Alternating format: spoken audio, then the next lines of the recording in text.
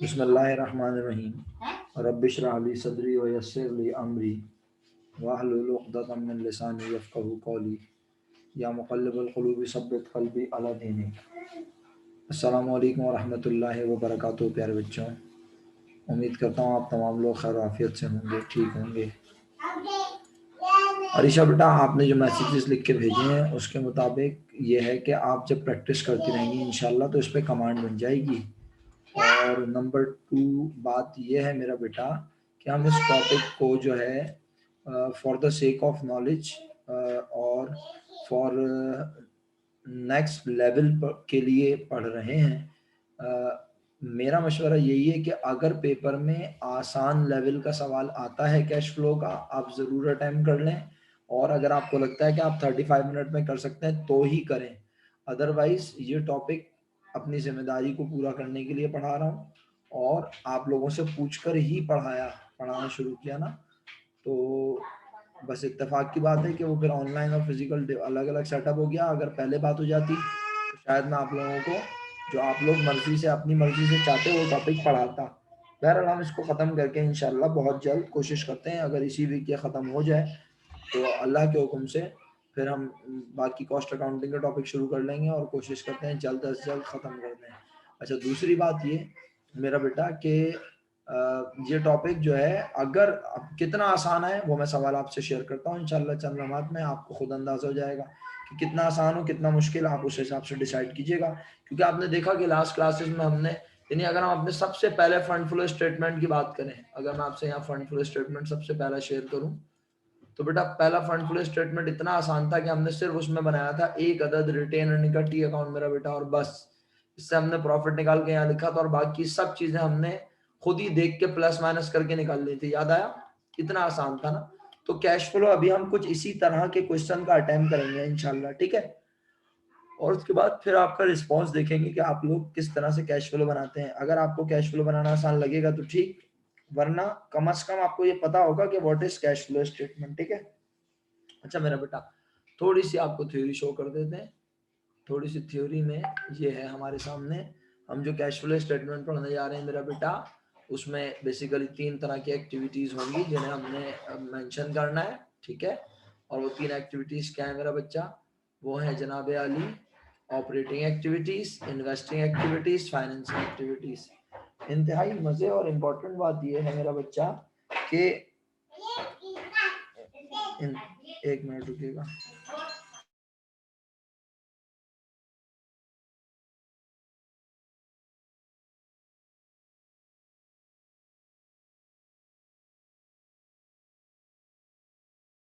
जी बच्चों सॉरी, तो मैं ये अर्ज कर रहा था कि कैश फ्लो स्टेटमेंट जो हम बनाएंगे बेसिकली वो cash flow statement fund statement ही की एक जदीद शक्ल का नाम है, ठीक है। पेपर में अब जो रिक्वायरमेंट आती है वो ज्यादातर कैश फ्लो स्टेटमेंट बनाने को कहता है फंड स्टेटमेंट। आप अगर 2019 से लेकर 2010 तक के पेपर्स में देखें तो मैं अगर गलत ना हूं तो एक बार भी आपको फंड स्टेटमेंट बनाने को नजर नहीं आएगा, बट 2010 से पहले आया हुआ है, और एक नहीं दो नहीं काफी बार आया हुआ है मेरा बेटा, ठीक है। तो ये हमारी खुशनसीबी कह लें या हमारे लिए एक अच्छा साइन कह लें कि हम फंड स्टेटमेंट बनाकर आए, तो अब हमें ये बात पता है कि किस चीज से पैसे आते और किस चीज से पैसे जाते हैं मेरा बेटा, ठीक है। तो अब हमें उन्हीं, यानी पहले हम क्या करते थे, जरा स्क्रीन देखना, पहले हम ना सोर्सेज ऑफ फंड में हर तरह के पैसों को लिख रहे थे, चाहे वो फिक्स एसेट के बेचने की वजह से आए, चाहे वो शेयर के इशू करने की वजह से आए, चाहे वो कारोबार के एक्सपेंस और रेवेन्यू की वजह से आए। एग्री? ऐसे ही कर रहे थे मेरा बेटा? जी यस सर। सर। अच्छा, अब जो है मेरा बच्चा, हम इन्हीं तमाम पैसे आने की सोर्सेस को 3 अलग अलग कैटेगरीज में बांट देंगे। इसी तरह पैसे जाने वाली तमाम वजूहात को हम पहले लिख रहे थे एप्लीकेशन ऑफ फंड्स में मेरा बेटा, ठीक है। और अब हमने डिसाइड किया है कि हम इनको भी 3 कैटेगरीज में डिस्ट्रीब्यूट कर देंगे। वो 3 कैटेगरीज क्या है? आइए वो 3 कैटेगरीज आपको शो करते हैं। Number 1 is operating activity, number 2 is investing and number 3 is financing. यकीनन आपके दिमाग में सवाल आया, सर ऑपरेटिंग एक्टिविटी क्या है? तो मेरा बेटा ऑपरेटिंग एक्टिविटी ऑपरेशन से निकला है, वर्ड ऑपरेटिंग से निकला है, मुझे जरा सोच समझ के इत्मीनान से बताएं। ऑपरेटिंग से मुराद कारोबार को चलाना होता है ना, या कुछ और आता है दिमाग में? जैसे हम कहते हैं कि उनका बिजनेस ऑपरेट नहीं कर पा रहा, उनका बिजनेस चल नहीं पा रहा, तो बिजनेस ना चलना या चलने से मुराद क्या होती है? अगर किसी की बिलफर्स कंप्यूटर्स की दुकान है, तो अगर वो कंप्यूटर खरीद के लाएगा नहीं तो बेचेगा क्या? तो कंप्यूटर खरीद के लाना, कंप्यूटर बेचना, उसके बिजनेस का क्या कहलाएगा? Operating activity. ऑपरेशन कहलाएगा, है ना, बिजनेस का ऑपरेशन। हर बिजनेस के अलग अलग तरह के ऑपरेशन होते हैं, सही है। तो यहाँ पर मतलब ये है, ऑपरेशन का मतलब काम। तो बिजनेस का काम क्या है? कंप्यूटर खरीदना और कंप्यूटर बेचना। तो ये करने से क्या होता होगा मेरा बेटा? क्यों करते हैं ये काम? जब हम उसको सेल करेंगे तो हमें प्रॉफिट होगा। एग्जैक्टली तो हमारा बिजनेस करने का मकसद, हमारे ऑपरेशन का मकसद मुनाफा कमाना है। तो हम ऑपरेटिंग एक्टिविटीज करके ही मुनाफा कमाते हैं। अच्छा, मर्चेंडाइज को खरीदना और मर्चेंडाइज को बेचना, मर्चेंडाइज को खरीदना और मर्चेंडाइज को बेचना, तो खरीदने से क्या होता है हमारा? खर्चा। और बेचने से? खर्चा, वो ऐसे इनकम। वो पैसे इनकम होती है। इनकम, रेवेन्यू, है ना। और इन दोनों को हम एक जगह ले जाके क्लैश करते हैं, तो हमें पता चल जाता है कि हमें बिजनेस करने से प्रॉफिट हुआ या लॉस। है ना।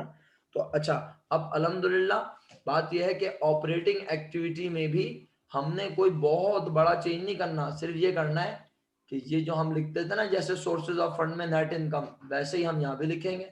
यानी एक्सपेंस और रेवेन्यू का डिफरेंस कहाँ आ जाएगा मेरा बेटा?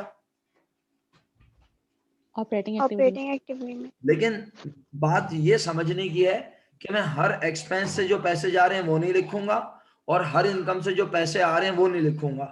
सर अगर ऐसे लिखें जैसे आप बोल रहे हैं, इस तरह से जब लिखकर बनाया जाता है तो उसे कहते हैं direct method of preparing cash flow statement. ये रहा direct method of preparing cash flow statement, जो कि हम ना कोर्स में पढ़ते हैं, ना हमारे जो है ना हमारे लिए रिकमेंडेड है। सही मेरा बेटा, ना रिकमेंडेड है और ना हम ये पढ़ते हैं मेरा बच्चा। लेकिन अगर आप नॉलेज के लिए जानना चाहती हैं तो मैंने बता दिया, ऐसा कैश फ्लो स्टेटमेंट जिसमें हर एक्सपेंस के वजह से आने वाली अमाउंट, और सॉरी, हर एक्सपेंस की वजह से जाने वाली अमाउंट और हर इनकम की वजह से आने वाली अमाउंट अलग अलग लिख के दिखाया जाए, अलग अलग लिख के दिखाया जाए। ऐसे कैश फ्लो स्टेटमेंट को कहते हैं डायरेक्ट मेथड से बना हुआ कैश फ्लो स्टेटमेंट। लेकिन हम डायरेक्ट मेथड से कैश फ्लो नहीं बनाएंगे, हमने ये डायरेक्ट मेथड की डमी भी दी हुई है, cash flow from operating activity direct method से, जो मैंने पढ़ाना नहीं है उसकी डमी है ये, कि हमने सप्लायर को कितने पैसे दिए, हमने एक्सपेंस के लिए कितने पैसे अदा किए, हमने इंटरेस्ट कितना अदा किया, सही है, हमने इंटरेस्ट और डिविडेंड कितना लिया, हमें कस्टमर से कितने पैसे मिले, यानी एक एक खर्चे, एक एक आमदनी से आने और जाने वाले पैसे लिखे हुए हैं, राइट। लेकिन हम इस तरह से नहीं बनाएंगे, बल्कि हम कैश फ्लो वैसे ही बनाएंगे। ये देखो क्या लिखा हुआ है, ये तो फंड रिसीव लिखा है ना। अब ये फंड कैश फ्लो स्टेटमेंट का फॉर्मेट है और ये इनडायरेक्ट मेथड से बनाया है, ये वाले मेथड से जो हम बनाएंगे, ठीक है। और चाहे डायरेक्ट मेथड हो मेरे बच्चों, चाहे इनडायरेक्ट मेथड हो, कैश फ्लो कितनी एक्टिविटीज पर कंसिस्ट करता है मेरा बेटा? 3। तो मेरा बेटा बड़ी बड़ी आसान सी बात कहने जा रहा हूं, उम्मीद है तुम लोग गौर से सुनोगे, फर्स्ट अटेम्प्ट में समझ जाओगे। इन्वेस्टिंग डायरेक्ट इनडायरेक्ट एक ही तरह से लिखी जाती है। फाइनेंसिंग डायरेक्ट इनडायरेक्ट कोई से भी मेथड से बनाओ, इन्वेस्टिंग और फाइनेंसिंग के लिखने पे कोई फर्क नहीं पड़ता। फर्क अगर आता है तो सिर्फ कौन सी एक्टिविटीज के लिखने पर आता है? Operating activity. वैसे तो मेरा बेटा मैं आपको ये बात ना भी बताऊं तो कोई फर्क नहीं पड़ेगा, लेकिन आप लोग माशाल्लाह सीखते हैं, समझते हैं, सुनते हैं, बातों का अहमियत देते हैं। तो अगर कभी कोई पूछे, कभी आगे जिंदगी में पढ़ने के लिए ऐसे चीजें पढ़ो, इत्तेफाक हो ये चीजें पढ़ने का, तो याद रखना डायरेक्ट और इनडायरेक्ट मेथड के कैश फ्लो में बस एक फर्क है, और वो क्या, कि इनडायरेक्ट मेथड के कैश फ्लो में ऑपरेटिंग एक्टिविटीज में नेट प्रॉफिट नहीं लिखते, बल्कि हर खर्चा और हर इनकम से आने और जाने वाले पैसों को अलग अलग लिखा जाता है। जबकि इनडायरेक्ट मेथड में हम हर एक्सपेंस और इनकम लिखने के बजाय जैसे फंड स्टेटमेंट में डायरेक्ट ले लेते थे, बोलो क्या, नेट इनकम, ऐसे ही हम यहां पर भी इनडायरेक्ट मेथड में कैश फ्लो बनाते हुए, और हम पूरी 5 ईयर के सवालात को इनडायरेक्ट मेथड के तहत करेंगे, हमने डायरेक्ट मेथड से पढ़ना ही नहीं है। तो हम यहां पर भी इनडायरेक्ट मेथड से कैश फ्लो बनाते हुए डायरेक्ट लेंगे नेट इनकम। अब आप फौरन बोलोगी पर यहाँ तो ऑपरेटिंग इनकम में नेट, ऑपरेटिंग एक्टिविटीज में नेट इनकम लिखा नजर नहीं आ रहा, आप तो बोल रहे नेट इनकम लेंगे। तो जरा ये लाइन पढ़ना Arisha. Fund receive from business operating as above in fund statement. अब क्या बोल दिया उसने, उसने हम हालांकि चाहते तो हम वहां से कॉपी पेस्ट कर सकते हैं वो लाइन है, लेकिन हमने जानबूझ के आपको ये एहसास दिलाने के लिए कि भाई हम एज इट इज उठा के ला सकते हैं। अगर हमने किसी सवाल का फंड स्टेटमेंट बनाया हो तो हम उसके फंड स्टेटमेंट से ये वाली अमाउंट उठाएंगे direct, fund receive from business operation direct, और इसको ले जाके यहाँ लिख देंगे डायरेक्ट ऑपरेटिंग एक्टिविटी में। तो अब ऑपरेटिंग एक्टिविटी में दो चीजें और नई नजर आ रही हैं, ये डिस्कस करता हूं, लेकिन जरा fund receive from business operation याद दिला दूं आपको, कहीं ऐसा ना हो कि आपको fund receive from business operation याद ही ना हो और मैं पढ़ाता रहूं समझाता रहूं और आप बोले पता नहीं क्या पढ़ा रहे हैं आज सर। तो fund receive from business operation कैसे आता है मेरा बेटा, जरा देखना। सबसे पहले क्या लिखते थे, नेट इनकम। इसका मतलब है नेट इनकम लॉस आ गई ना वहां पे कैश फ्लो में, जब फंड रिसीव लिखोगे तो ये चीज आ चुकी होगी। फिर याद है इसमें कुछ ऐसी चीजें ऐड लेस करते थे जिसमें खर्चा, जिसमें पैसे ना आते और ना जाते हैं। याद आया, डेप्रिसिएशन एक्सपेंस, एमोर्टाइजेशन पढ़ा चुका हूँ। Yes sir. Discount last class में बताया था कि जब डिस्काउंट का होता नजर आए कम होता हुआ। इसी तरह loss on sale of non current asset को भी ऐड बैक करते हैं इनकम में, सही है। और क्यों ऐड करते हैं, क्योंकि हालांकि पैसे जो है ना जाते नहीं है इसमें, सही है ना आते हैं, लेकिन इसलिए ऐड बैक करते हैं क्योंकि ये लॉस वाली अमाउंट हमारे प्रॉफिट को कर चुकी होगी कम और हमारे पास से पैसे गए नहीं है, तो हमने इसे ऐड बैक किया। और इसी तरह एमोर्टाइजेशन ऑफ प्रीमियम को लेस करते हैं, गेन को लेस करते हैं। तो ये सब चीजें पढ़ाई है ना आपको मैंने मेरा बेटा। तो यही सारा काम ये पूरा यहां से लेके यहां तक उठा के हम कहा ले जाएंगे मेरा बेटा, कैश फ्लो स्टेटमेंट के पहली एक्टिविटी के अंदर, कैश फ्लो स्टेटमेंट की पहली एक्टिविटी के अंदर, जिस एक्टिविटी का नाम क्या है, ऑपरेटिंग एक्टिविटी। तो मेरा बेटा गौर से देख के बताओ, ये जो चीजें मैंने आपसे डिस्कस की इसमें अकाउंटिंग के कौन कौन से हेड्स आए, सोच समझ के। एक्सपेंस, टैक्स एसेट, बस एसेट, एक्सपेंस और एसेट आए, रेवेन्यू, एक्सपेंस और रेवेन्यू आए मेरा बच्चा, और इनकम। हाँ एक्सपेंस और इनकम, वही ना, और कुछ भी नहीं आया मेरा बेटा, एसेट वैसेट नहीं आए। फिक्स्ड एसेट, अगर नहीं मेरा बेटा फिक्स एसेट नहीं आए, ये एमोर्टाइजेशन ऑफ गुडविल या पेटेंट फिक्स एसेट नहीं है, ये तो हमारा एक्सपेंस है मेरा बेटा। एमोर्टाइजेशन तो एक्सपेंस होता है, उसका दूसरा इफेक्ट हमारे फिक्स एसेट को कम करता है, इसमें कोई शक नहीं है, लेकिन एमोर्टाइजेशन एक्सपेंस हमारे प्रॉफिट को भी तो कर चुका होता है कम, और पैसे हमारे पास से गए नहीं होते। तो मेरा बेटा मैं फिक्स एसेट नहीं लिख रहा। देखो फंड रिसीव तक की बात कर रहा हूँ, फिक्स एसेट तो यहाँ आ रहे हैं मेरा बेटा, फिक्स एसेट के बेचने से पैसे आ रहे हैं, फिक्स एसेट को खरीदने से पैसे जा रहे हैं, सही है। लेकिन इधर तक फंड रिसीव तक अगर हम देखें तो fund receive from business operation जुमले पे तो गौर करो मेरा बेटा, बिजनेस के मामलात से जो पैसे आए या गए उसे fund receive from business operation कहते हैं, यानी बिजनेस के खर्चे और बिजनेस की आमदनी से जो पैसा आया या गया उसे कहते हैं fund receive from business operation. आप लोगों का मन से और सामिया से कोई कांटेक्ट नहीं हुआ अभी तक? एक मिनट के लिए अगर आप जी एक मिनट के लिए रुक जाए मेरा प्लीज।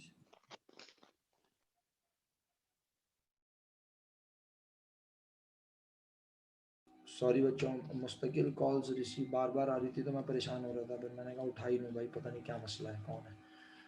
तो मेरा बेटा आप दोनों इस बात से एग्री करते हैं कि फंड रिसीव तक हमारे तमाम एक्सपेंस और रेवेन्यू की बात हो रही है, ठीक है। अच्छा अब अगर आप दोनों मुझे याद दिलाओ ना तो फिर डिस्काउंट तो एसेट है ना मेरा बेटा, बिल्कुल मेरा बच्चा, डिस्काउंट अकेला थोड़ी एसेट है, गुडविल भी तो हमारा एसेट है, पेटेंट भी तो हमारा एसेट है। लेकिन मेरा बच्चा ये जुमला पढ़ो ना क्या लिखा है, एमोर्टाइजेशन। एमोर्टाइजेशन ऑफ गुडविल हमारा एसेट थोड़ी है मेरा बेटा, एमोर्टाइजेशन ऑफ गुडविल तो हमारा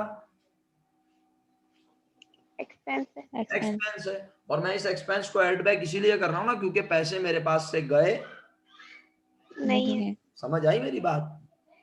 यस सर। यानी मैं अपने बिजनेस के एक्सपेंस और रेवेन्यूज जो मेरे प्रॉफिट को कैलकुलेट करते हुए मैंने एडलेस किए हैं, उनमें अगर कैश का इनफ्लो या आउटफ्लो नहीं है तो मैं उन्हें एडलेस कर रहा हूँ। क्लियर? Yes, sir. बट मैं यहाँ पे फंड रिसीव तक की कंपटीशन में क्या फर्नीचर के खरीदने, क्या प्लांट एंड मशीनरी के खरीदने और बेचने से जो पैसे आए या गए वो डिस्कस कर रहा हूँ मेरा बेटा। No, sir. मैं तो Sir. मशीनरी का डेप्रिसिएशन भी लिख रहा हूँ ना मेरा बेटा। Yes. मशीनरी का डेप्रिसिएशन मेरा क्या है? Expense. Expense. बस आई होप थोड़ा सा क्लियर हुआ या मजीद? Yes, sir. अच्छा, एमन से कोई बात नहीं हुई आप लोगों की? Sir, No, वो sir. यार आप लोग फोन कर लिया करें ना आपस में, या फिर मैं कर लिया करूँ फोन। अच्छा नहीं लगता ना किसी की क्लास सर जाए। का मोबाइल में चार्ज नहीं होगा, शायद लाइट नहीं होगी, तभी फोन नहीं उठा रही हो, बंद जा रहा हूँ मोबाइल। आप सब लोगों को पता था कि मैं रात में ही पढ़ाऊंगा आके, शाम में, रात में 7-8 बजे के बाद, तो आप लोगों को प्रिपरेशन रखनी चाहिए ना, ये तो गलत बात है। और सामिया भी नहीं है। सर उसका शाम से कोई मैसेज नहीं आया ईमन का, तो वरना वो कर देती है, अगर कोई भी मसला होता तो वो पहले मैसेज कर देती है। चले बहरहाल जी अब सर। रिकॉर्डेड मैसेज देख लेगी, वही वाली बात है। फिर आप लोग हेल्प कर देना एक दूसरे की, क्योंकि मुझसे तो आप में से कोई पूछता ही नहीं है। अभी भी आप सबकी रूह फना होती है मुझसे पूछते हुए, बस यहाँ पढ़ते हुए जवाब दे देते हैं, यही इस पे ही शुक्रगुजारी है, अल्लाह का लाख लाख शुक्र, जवाब तो देते हैं। चलें तो बात आगे बढ़ाता हूँ। और क्या कहता है बेटे बिस्मा, मैंने आपसे कुछ डिटेल भेजने को कहा था ना, मैंने वो बनाया ना आपने डिटेल भेजी, तो वो जरा भेज दीजिएगा अगर आपका इरादा है तो, ठीक है? मुझे याद से सही सर। ताकि मैं निकाल दूँ। अच्छा, अब दूसरी बात ये कि अरीशा और बिस्मा मेरा बेटा, कि देखो अब तुम लोगों के जवाब देने का वक्त है। अगर जवाब दोगे ना तो चीजें याद रह जाती हैं, वरना रट्टा लगाना जिंदगी का मुश्किल तरीन काम होता है कुछ लोगों के लिए, और वो भूल जाता है इंसान। मेरा बेटा ये पूरा फंड स्टेटमेंट तुम्हारे सामने है, और ये मैं तुम्हारे सामने ना भी रखूं तो जरा दिमाग चलाओ और मुझे बताओ, इसमें बेसिकली चेंज किस चीज का निकलता था? लिखा तो यहाँ वर्किंग कैपिटल का इंक्रीज या डिक्रीज है, लेकिन हम इसमें यहाँ चीजें कौन सी प्रेजेंट करते थे? और क्या कहते हैं, फिक्स्ड एसेट और फिक्स्ड लायबिलिटी। ये तो तुमने नाम ले लिया चीज का, मैं कह रहा हूँ कौन सी चीजें कैटेगरी वाइज प्रेजेंट करते थे। अगर तुम गौर करो, देखो तुम्हें शुरू के लेक्चर सोचने पड़ेंगे, दिमाग में लाने पड़ेंगे, तो तुम जवाब सही दोगे। यहाँ पर तमाम सोर्सेस से जो पैसे आए और तमाम और गए। नेटवर्किंग। हाँ करीब करीब आ रहे हो आप, बोलो दोबारा बोलना, क्या बोला? नेटवर्किंग। नहीं, नेटवर्किंग तो ये है ना हमारे सामने, इंक्रीज या decrease in working networking capital. लेकिन ये जो इंक्रीज या डिक्रीज निकाला, ये किन चीजों की मदद से निकाला, वो कौन सी है? हरीशा इतनी देर, गलत बात, क्यों नहीं याद आ रहा? Sir current, sir non current asset और फिक्स्ड लायबिलिटीज और शेयर होल्डर इक्विटी होती थी। अरे इन सबका एक नाम सिखाया था ना मेरा बेटा, मेरा बच्चा। चलो खैर टॉपिक, नॉन वर्किंग कैपिटल। शुक्र अल्हम्दुलिल्लाह रब्बिल आलमीन। पेजेस पलट रही है ना? मैं भी नो सर। मैंने भी सोचा पेजेस पलट लूं भाई, हो सकता है ऐसे ही समझ आ जाए बच्चों को। कहाँ है कम वक्त? पेजेस नहीं पलटे मैंने। नहीं पलटे? अच्छा ये देखो मैंने स्टेटमेंट भी बना के दिखाया था, पता नहीं मिल नहीं रहा कहाँ है। मैंने एक सवाल में स्टेटमेंट भी तो बना के दिखाया था आप लोगों को, कहाँ चला गया वो? ये और मैं क्वेश्चन, हाँ ये रहा, देखें याद आया ये पढ़ के कुछ? अरीशा की तो याददाश्त चली Yes. गई। अरीशा बेटे, जी सर, आ गया याद। याद आ गया, शुक्रिया। नॉन वर्किंग कैपिटल की मदद से वर्किंग कैपिटल का चेंज निकालते थे। तो मेरा बेटा नॉन वर्किंग के नाम पुकारिए अरीशा। नॉन वर्किंग में क्या क्या होता है? सीक्वेंस वाइज बोलती जाए। क्या आप भी पेजेस पलट रहे हैं? चलो बिस्मा तुम ही बोल दो, अब वो तो बोल ही नहीं रही। सर करंट एसेट और करंट लायबिलिटीज। क्या बोला तुमने, दोबारा बोलना। करंट एसेट्स और करंट लायबिलिटीज। ये किन चीजों के बारे में बोल रही हो? Working capital. और मैं पूछ क्या रहा हूँ? Non working capital. जी अच्छा, नॉन वर्किंग में जी फिक्स्ड एसेट्स, लायबिलिटीज और fixed share holder exit equity. और fixed liabilities, share holder equity. शुरू से बोले।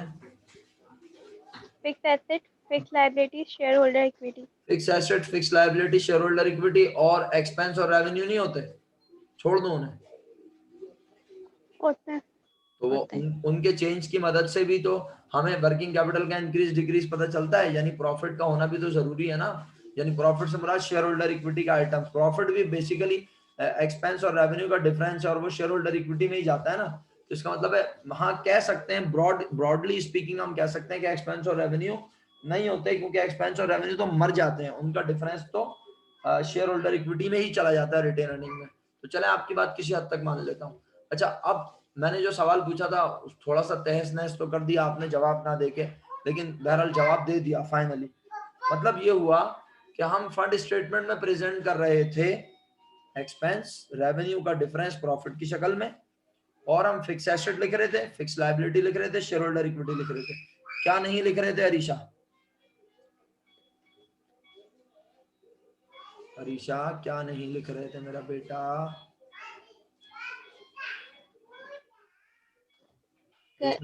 हाँ बोलो, शाबाश। फिक्स एसेट लिख रहे थे, शेयर होल्डर इक्विटी। क्या नहीं लिख रहे थे? क्या नहीं लिख रहे थे? मैं सारे ही पठान हुए हैं क्या? दिमाग किसी का नहीं चल रहा? करंट एसेट और करंट लायबिलिटीज। अरीशा आप सब भूल क्यों रही हैं बेटा?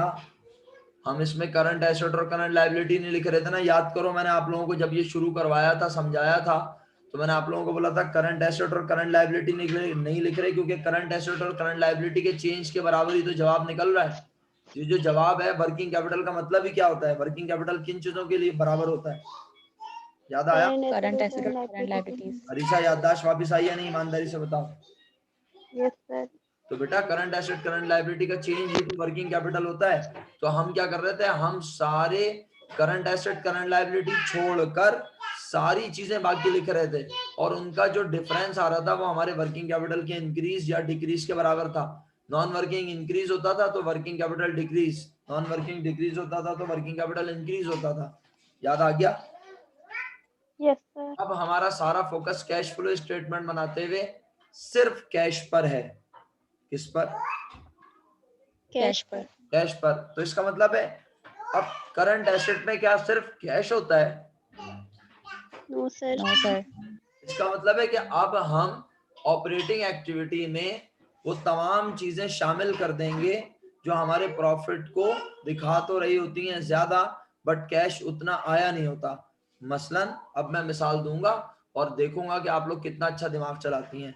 मुझे बताइए, हमारे जब हम 5 लाख रुपए की सेल करते हैं, और मैं जुबानी बोल रहा हूँ, उम्मीद करता हूँ आप दोनों दिमागी तौर पे मेरे साथ रहेंगी। जब हम 5 लाख रुपए की सेल करते हैं, कारोबार मेरा इसी साल शुरू हुआ है, कारोबार मेरा इसी साल शुरू हुआ है, और मैं ये कह रहा हूं कि जब हम 5 लाख रुपए की सेल्स करते हैं, उस 5 लाख रुपए में से, एक मिनट,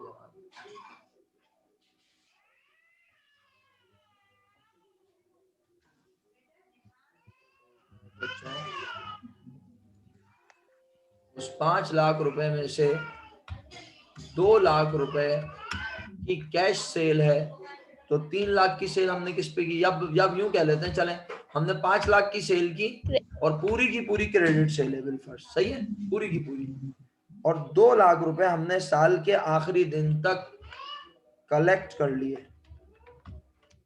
तो मुझे बताएं, साल के आखिरी दिन रिसीवेबल कुछ होगा या नहीं होगा? 3 लाख रुपए होगा। अच्छा, अगर कारोबार इसी साल शुरू हुआ था तो साल के पहले दिन रिसीवेबल 0 होगा। 0 होगा। 2021 2022 मेरा बेटा। अब इसमें वो कॉमा इसलिए लगा रहा है कि हमने इसको सेटिंग में रखा हुआ है। ओके, अकाउंट रिसीवेबल साल के पहले दिन 0, साल के आखिरी दिन कितना नजर आएगा? 3 लाख। 3 लाख। अब मुझे सोच समझ के जवाब दें, तवज्जो से, इत्मीनान से, पुरसुकून अंदाज में। फिर मैं रट्टाफिकेशन के सुनहरी उसूल भी बता दूंगा, नो प्रॉब्लम, लेकिन कॉन्सेप्ट एक बार बनता है। अगर मेरे पास साल के पहले दिन रिसीवेबल 0 था और साल के आखिरी दिन रिसीवेबल 3 लाख है, तो इसका मतलब उर्दू में तर्जुमा करते हुए ये आएगा आपके दिमाग में कि मैंने इस साल जितना भी माल उधार पे बेचा उसके सारे के सारे पैसे मुझे नहीं मिले। नहीं मिले। नहीं मिले।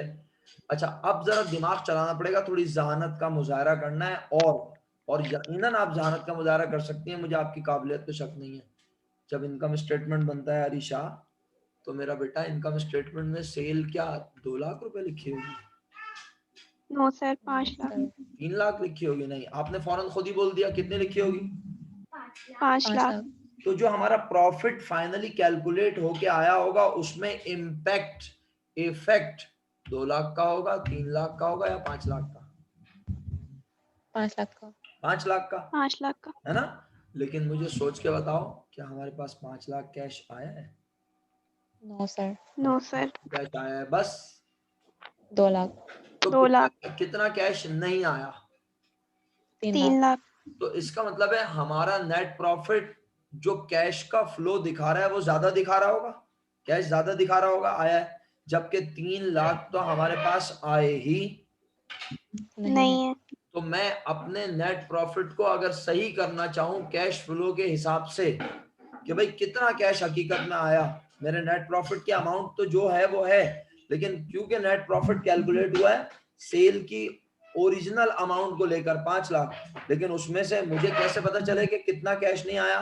तो मैं जाके चेक करूंगा किस अकाउंट को, बोलना जरा, अकाउंट रिसीवेबल। अकाउंट और रिसीवेबल। मैं देखूंगा कि ये इसमें क्या नजर आ रहा है मुझे। 3 लाख बैलेंस। 3 लाख। मुझे इसमें क्या नजर आ रहा है? इंक्रीज। कितने का इंक्रीज? 3 लाख। 3 लाख। इसका मतलब है ये कंफर्म हो गया कि 3 लाख रुपए का इजाफा मुझे ये बता रहा है कि मेरे पास 3 लाख रुपए आए ही नहीं है। नहीं है। तो मुझे एक्चुअल कैश फ्लो निकालने के लिए इस इंक्रीज इन अकाउंट रिसीवेबल को क्या करना? कम। शाबाश, बोलो। प्रॉफिट में से क्या कम करना करना चाहिए? पड़ेगा। प्रॉफिट में से माइनस करना चाहिए। वाह भाई वाह, तुम लोग तो चैंपियन हो गए माशाल्लाह। इंक्रीज इन करंट एसेट को क्या करेंगे? Less. Less from profit. Agree? Yes yes sir. Sir. अच्छा, एक और एजम्पशन लेता हूं, जल्दी समझ जाओगे उम्मीद है तुम लोग। क्रेडिट परचेज 3 लाख रुपए, उसमें से पे कर दिए ड्यूरिंग द ईयर 50,000। हमारा इनकम स्टेटमेंट जब बना होगा, अच्छा अब अकाउंट पेबल की भी लिख लेता हूँ ना, क्या ख्याल है? अकाउंट पेबल भी लिख लेता हूँ।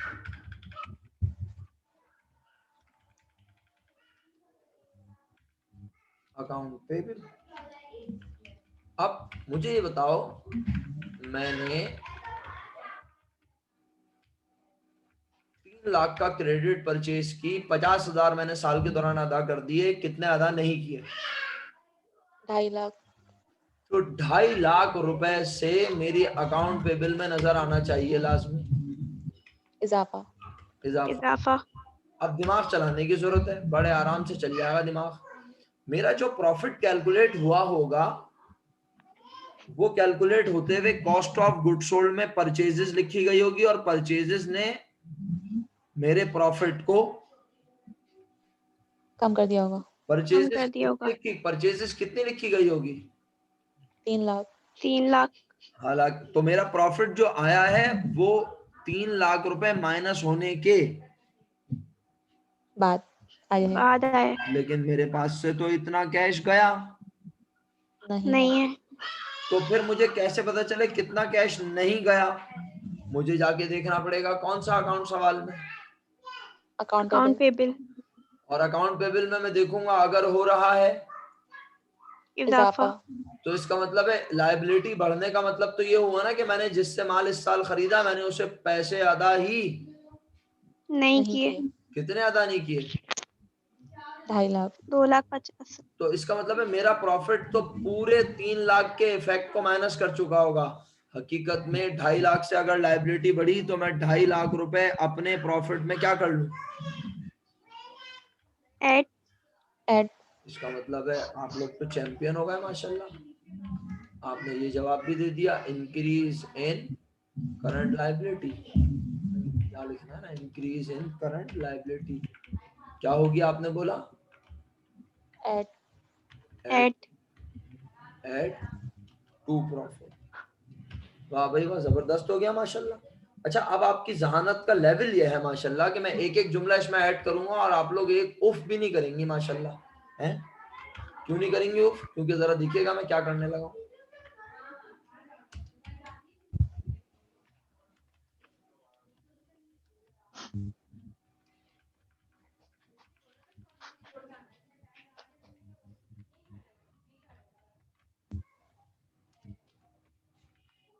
सर हमें एक बात समझ में नहीं आ रही, आप करंट एसेट क्यों लिख रहे हैं? भाई ये मैं सिर्फ अकाउंट रिसीवेबल और अकाउंट पेबल पे प्रूफ कर रहा हूं। ये